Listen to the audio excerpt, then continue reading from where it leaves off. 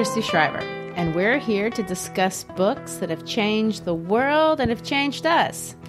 And I'm Garry Shriver, and this is the How to Love Lit podcast. Today, we are exploring the beautiful and complex island called the Commonwealth of Puerto Rico and one of its most celebrated poets, Julia de Burgos. We're excited for many reasons to be celebrating this beautiful place and its cultural and social and creative contribution to our world. The first and obvious being it is an enchanting place with mountains and beaches and an expression of the paradise kind of associated with the entirety of the Caribbean. But it also goes without saying that every place is unique, and Puerto Rico is different than even its closest neighbors, the Dominican Republic, Haiti, or even Cuba. But for many around the world, Puerto Rico is a mystery. For one thing, it remains politically controversial, and although there is no one who argues about its beauty or music, politically speaking, it is often misunderstood. And some people think that it's an independent country, others think it's an American state, and although it is part of the United States, both of these understandings are not correct. It is what today we would call a protectorate. Well, that's a word you don't hear very much, and to me is slightly ambiguous.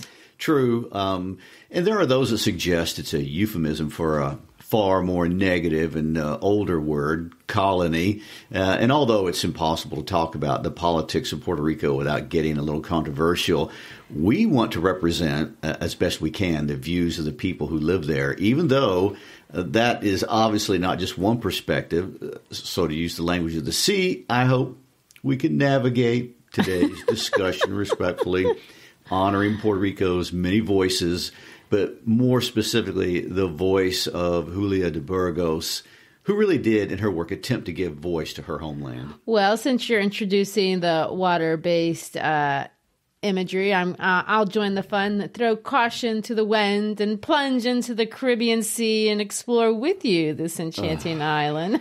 Is it a pun war? Are we going to go adrift with storm references here? Oh, I might be treading water with my poetry here as we're getting ready to read. But it's in the spirit of an homage. Did you get the treading water line? Yeah, I did not miss that. It's interesting to note that the island is small. I mean, it's only 111 miles, the main one, from one side to the other. But no question that the best things do come in small packages. Are you speaking from personal experience? I so am, as a woman of small stature, but great strength and diversity. I will testify that's the truth. I guess I won't disagree with that. You better not. And let me say that the width of the main island is even smaller than that. It's only 39 miles wide.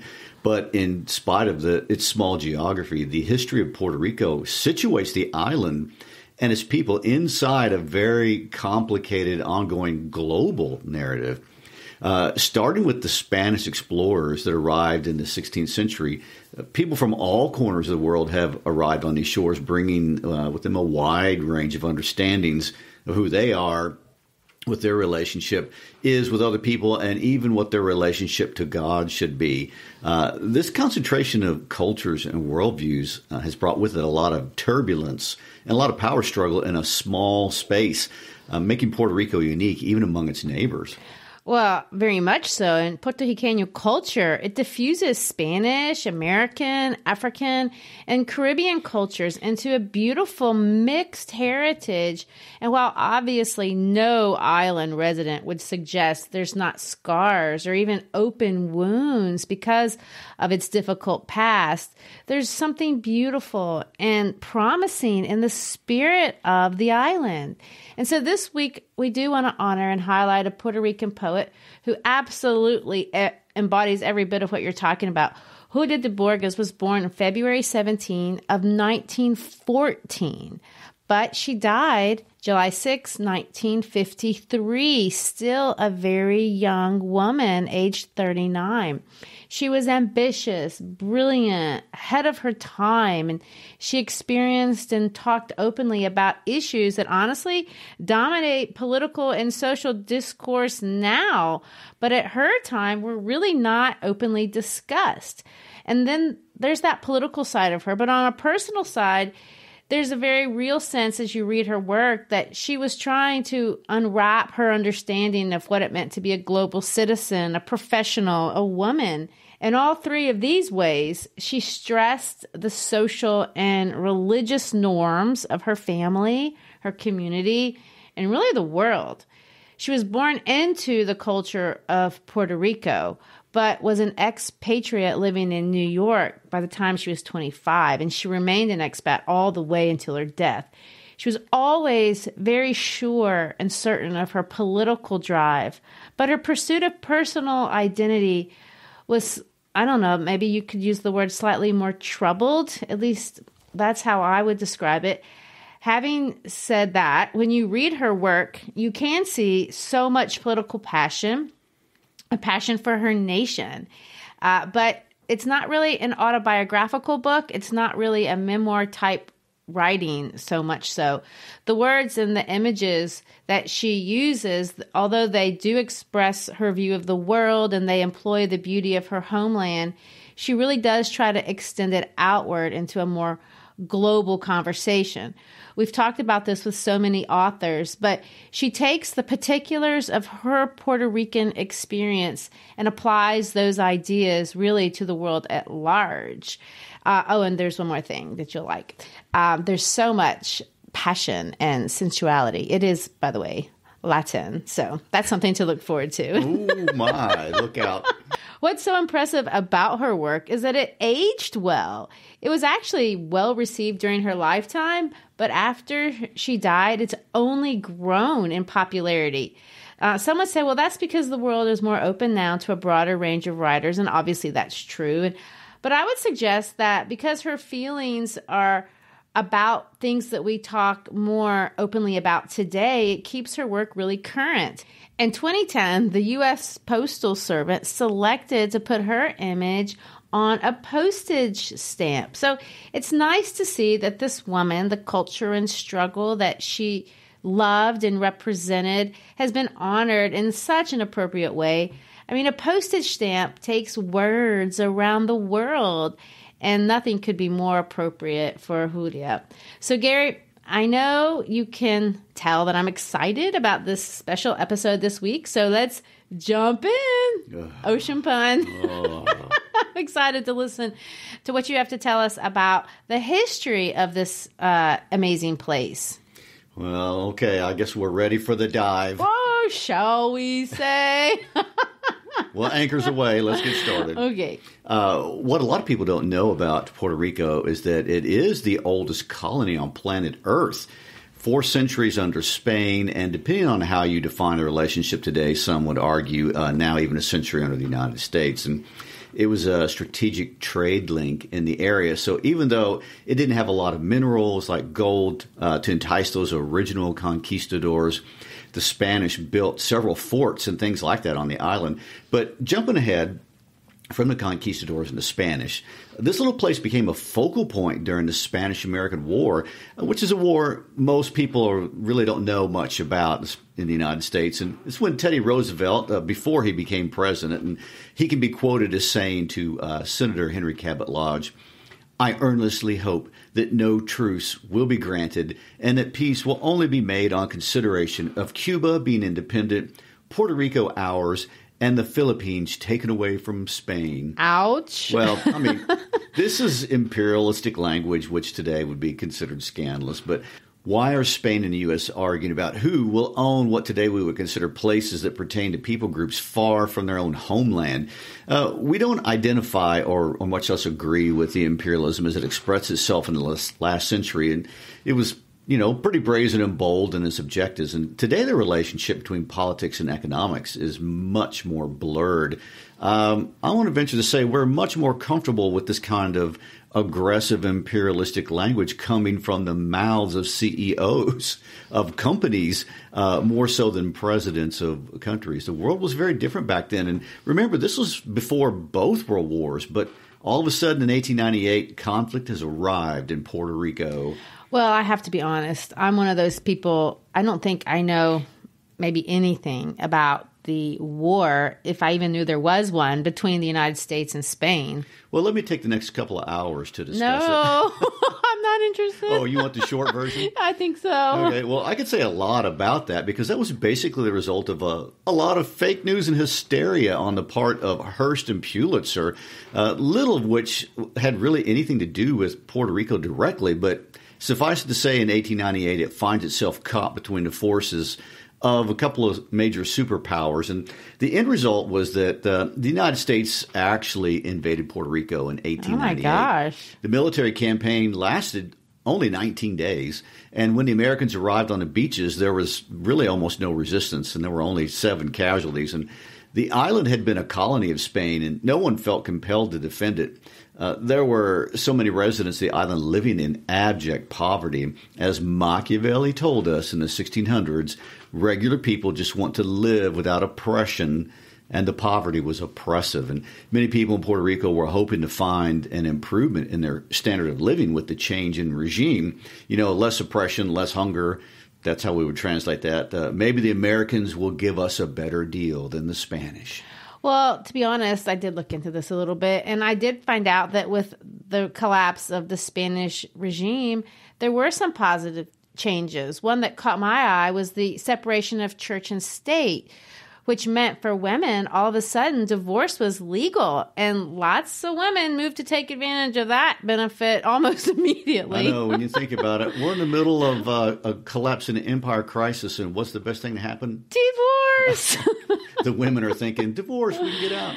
Anyway, true, and not just women, lots of workers begin to mobilize in an attempt to get better conditions for workers in all areas, the farmers, the dock workers, artisans, construction workers. Everyone was hoping for a better life. But, of course, again, as Machiavelli warns us, the elites are always trying to oppress. No doubt. And that happened here, too. The sugar interests had a lot of power. The mill owners, the cane growers, and all of these interests also mobilized. And the other big industry in Puerto Rico is coffee.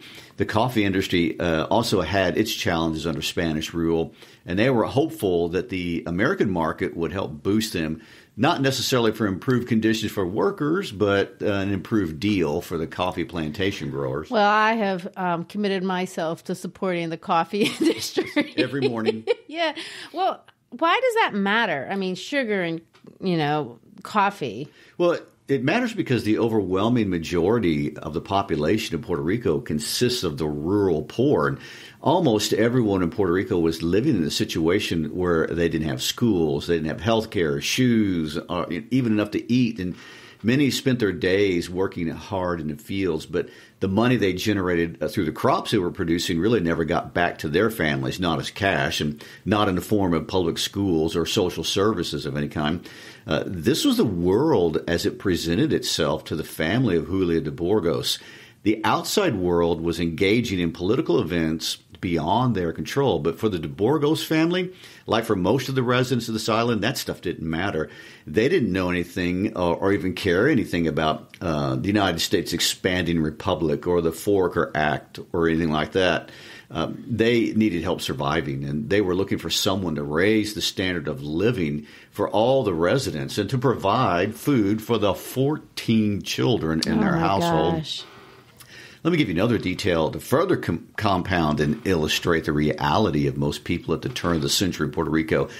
Many of us remember in 2017 that Hurricane Maria that devastated Puerto Rico. For sure. Hopefully you saw pictures and maybe contributed financially to the efforts to help. But if you remember, the hurricane devastated the island. And even though today Puerto Rico is more modern and has more infrastructure than in earlier days, still close to 3,000 people died, and they estimate that $90 billion worth of damage occurred. Well, in 1928, Hurricane San Felipe, the second or equally even more devastating storm, hit the island. They tell us that not a single building was untouched on the entire island. In de Burgos' town of Carolina, lots of people died. Hundreds of thousands were left absolutely homeless. Julia would have been 13 years old when that hurricane hit, and the devastation would have been greater than that of today.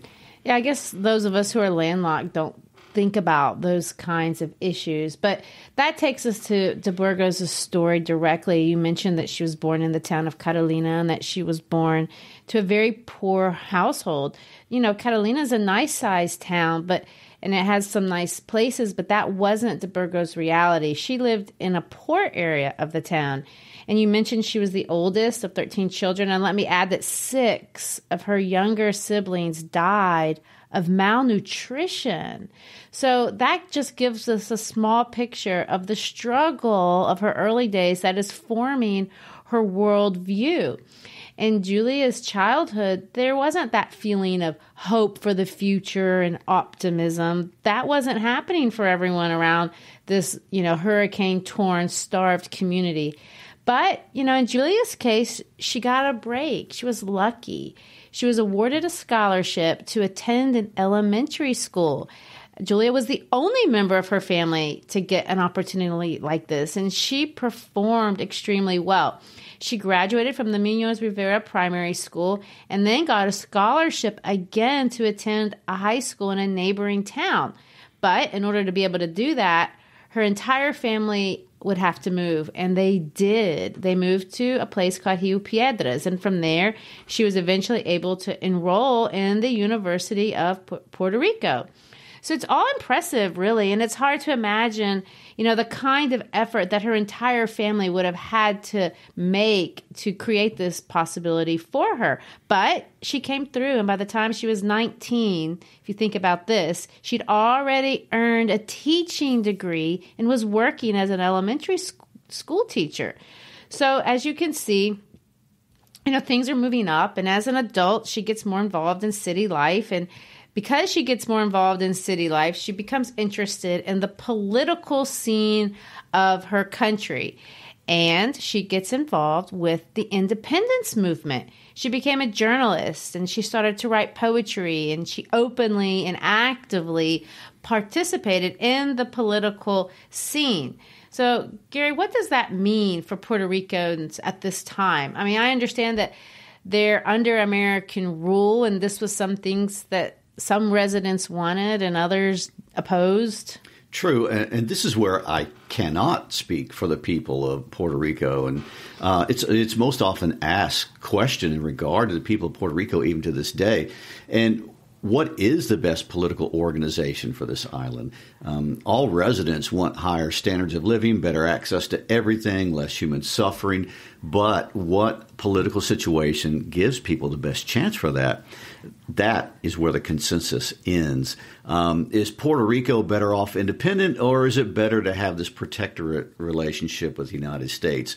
Is Puerto Rico better off as a state like Hawaii or Alaska or any of the other American states that on the continent? Burgos felt very strongly that Puerto Rico should be independent.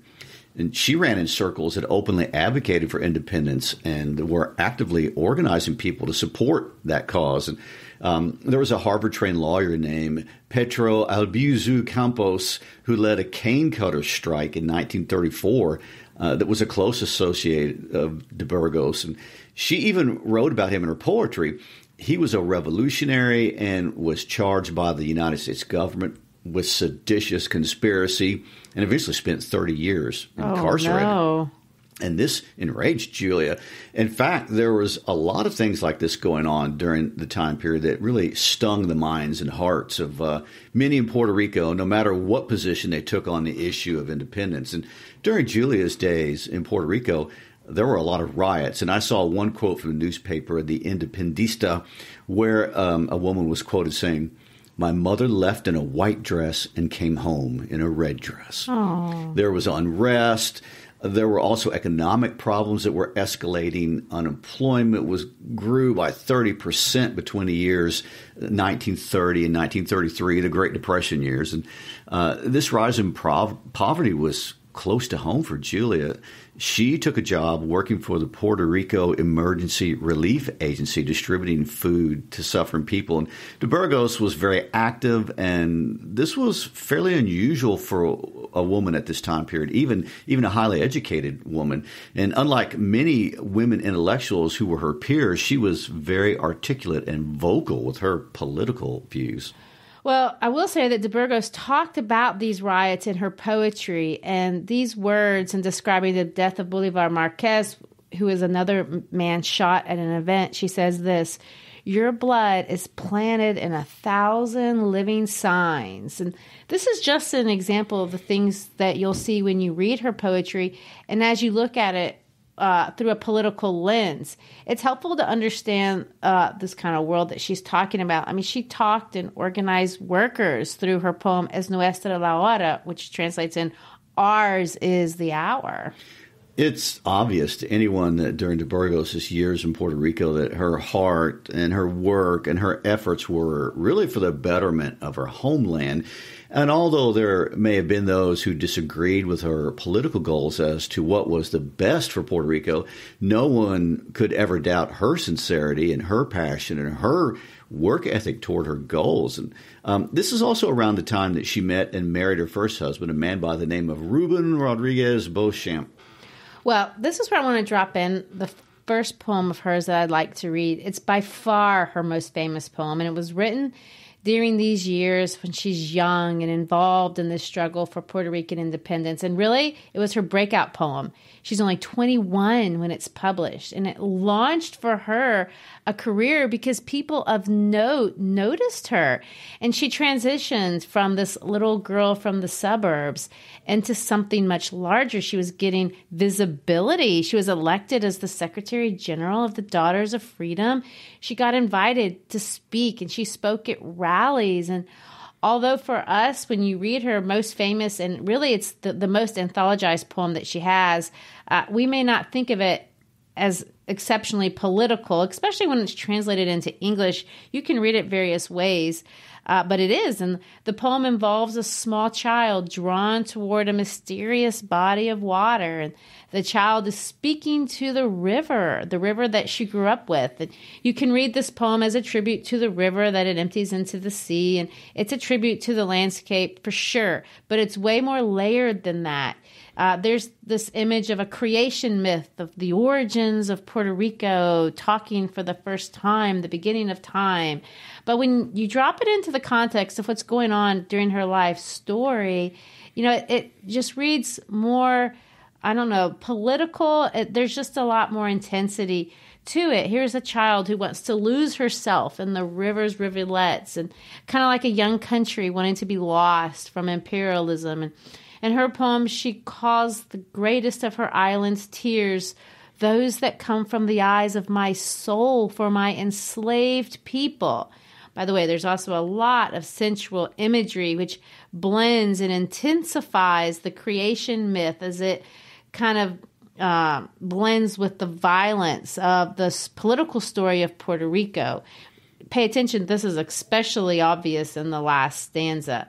Another helpful way for me to read this poem is to remember that it's Latin in nature. And although it's not considered, an expression of magical realism, I certainly see a lot of magical elements in it and a lot of allegorical elements in it that we associate today with magical realism. And if you're not familiar with that term, we've talked about it a couple times.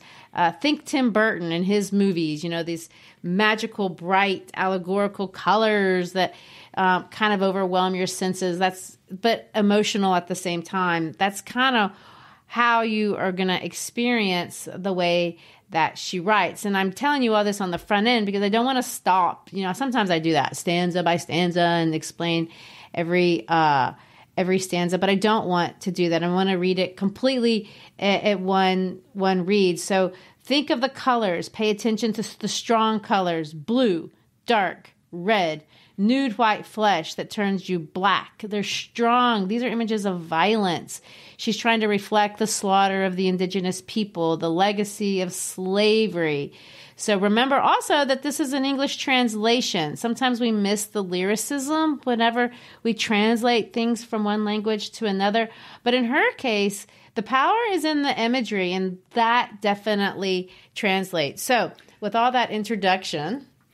Yes, and I want to give this little caveat before you jump into it and remind all of our listeners that you were raised in Brazil in a Latin culture, so you do have more than the average insight to this. Well, let's read it together. I think everybody will see and feel and experience the emotion of de Burgos. So this poem is called Big River of Louisa. Rio Grande de Louisa, elongate yourself in my spirit and let my soul lose itself in your rivulets, finding the fountain that robbed you as a child and in a crazed impulse returns you to the path. Coil yourself upon my lips and let me drink you, to feel you mine for a brief moment, to hide you from the world and hide you in yourself, to hear astonished voices in the mouth of the wind, dismount for a moment from the loin of the earth and search for the intimate secret in my desires. Confuse yourself in the flight of my bird fantasy and leave a rose of water in my dreams.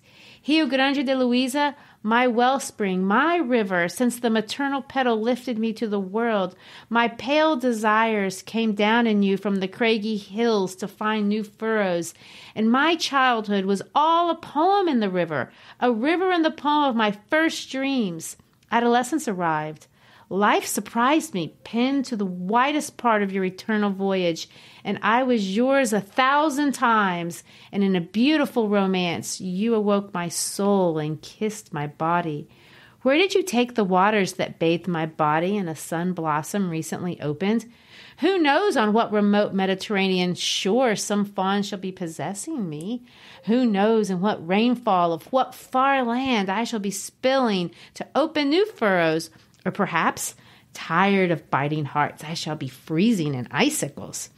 Rio Grande de Louisa, blue, brown, red, blue mirror, fallen piece of blue sky, naked white flesh that turns black each time the night enters your bed, red stripe of blood when the rain falls in torrents and the hills vomit their mud. Man river, but man with the purity of river, because you give your blue soul when you give your blue kiss, most sovereign river mine, man river, the only man who has kissed my soul upon kissing my body. Rio Grande de Louisa, great river, great flood of tears, the greatest of all our island's tears. Save those greater that come from the eyes of my soul for my enslaved people. What do you think of that, Gary? I know it's kind of hard to follow when you're just listening to it for the first time, but I find her poetry readable. It's something I think you can follow by just listening. It is, and it is extremely sensuous. And by that, I mean not just intimately, but in terms of her tears and everything else. You know, all those sensations are really built into this. Well, they are, and you can feel her emotion, her passion for the place where she was raised and the beauty that she finds there and the sadness that she finds there, too. I have another one that I want to read. It's also quite famous. It's called To Julia. And the second poem that I want to read, it's unique because Julia writes to herself. It's very relatable to many issues that we hear all the time, young people talking about today, but it's well before its time. In this poem, the speaker dramatizes the conflict that she finds between her socially acceptable constructed identity and this inner voice that she sees as very different, more artistic, really. In the poem, the one Julia, has this conflict and maybe wants to get rid of the other Julia. There's this internal battle, maybe of what she sees as a true self, a more honest self versus her false self. This is the side of her work that, although, of course, it's obviously still political, it struggles more intimately with issues of identity. And when we read these kinds of poems, we do feel a much more personal connection to her that lots of poetry doesn't communicate. By the way, I don't know if I'd said this before, but she wrote around 150 poems, and not just poetry, although that's what she's most famous for. There's a lot of letters published that she wrote, a lot of essays. There's a lot of articles, that people still read that she wrote. So I do want to read this second poem to Julia, but before, I also want to provide the context for it by giving some details of her life. I don't know, we don't have time to go through all the details, but I think it lends empathy when we understand her as a person. So, Garry, what do you want to tell us about the rest of her story? Well, first of all, you know I love context. I know you do. Because we've always said these authors didn't write out of nothing. They wrote out of their experience. And there's a couple of events, but also some life choices that de Burgos made around the age of 24 that really significantly changed the direction of her life. First, her mother had died of cancer just a couple of years before. She'd been sick for a while, and Julia had spent every earned dollar she had trying to sustain her life and literally going from town to town peddling her books. Her death was really a blow. And also a little later, she fell in love with a man by the name of Juan Grulon. She had divorced her husband after being married only 3 years, but being a divorced woman in Puerto Rican society was not well received, and getting involved with another man as a divorcee was even worse. And so the stigma of being divorced led de Burgos to join the many Puerto Ricans who migrated and have since migrated to the United States, and many of them to New York, which is where she went. That's true. And because of this, the New York Puerto Rican community, known as the New Yorkers, claim Julia as one of their own poets. She would spend the rest of her remaining years mostly in New York City. Well, along these lines of what we've been talking about, Manolo Guzman coined the term, are you ready? Yes. Sexile.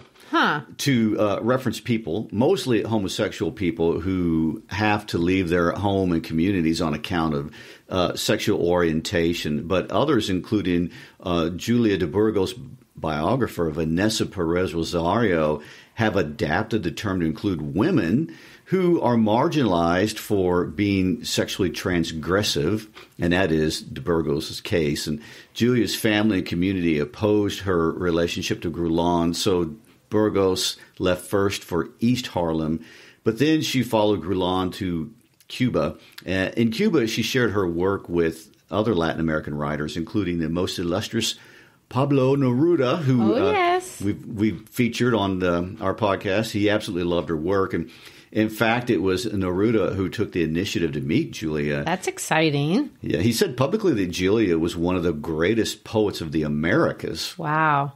And again, her future really looked promising. While she was there, the Institute of Puerto Rican Literature gave her a literature prize in spite of her personal life, which shocked her. Aww. Yes. However, the upward trajectory was kind of short-lived, and it wasn't too long after these highs that her relationship with Grulon deteriorated to the point where one day he came home with a plane ticket for her. She was getting kicked out and sent back at 4 p.m. on the same day that he showed up with a ticket. What a schmuck. He was returning her to New York, and 48 hours after getting this news, she was in New York, tired, hungry, alone, nowhere to go, and $5 in her pocket. So she would marry one more time to a musician by the name of Armando Marin, but that marriage only lasted 5 years. And this last personal relationship tragedy really took a toll on her. She struggled with alcoholism and depression for the rest of her life. And on July 5th, 1953, in the early morning hours, 2 New York City police officers spotted a body that was unconscious in the street near the corner of 5th Avenue and 106th Street in East Harlem. It's a mystery to this day as to what happened, but the police rushed her to the Harlem hospital. But she died shortly after midnight of pneumonia and cirrhosis of the liver, which was a result of her alcoholism. And the woman they found had no purse or any form of identification. No one came to claim her body. No missing persons report with her description was filed. So she was buried in a potter's field in New York City. Oh, my gosh. And finally, after weeks of looking for her, her friends found her. Her family and friends returned her body to Puerto Rico for a proper burial in her native Carolina. Well, that's just so tragic. But the story doesn't end there, I don't believe, because irony of ironies, in death, she finally received the recognition that she had tried to get her whole life. Her final collection of poetry, El Mar de Tu, The Sea and You, was published after her death by her sister, Consuelo. True. In Carolina today, there's a monument erected in her honor. And what's more special than that, there's a bridge over the Rio Grande Luisa that's named after her. The people of Puerto Rico celebrate her life. The University of Puerto Rico awarded her an honorary doctorate in 1987. But her life is also celebrated in various places across the United States. There are public schools in Puerto Rico, New York, Philadelphia, and Chicago that are named after her. And of course, like you mentioned in the beginning, in 2010, the Postal Service commemorated her life with a stamp for Hispanic Heritage Month. The island has embraced its poets. And in the words of Saez Burgos, Julia de Burgos not only spoke her reality, she spoke about all of us. So let's finish out by reading this very personal poem, the one that embodies the struggling Julia, the one we can relate to, the one inside. So, Christy, would you read it for us? Sure. To Julia.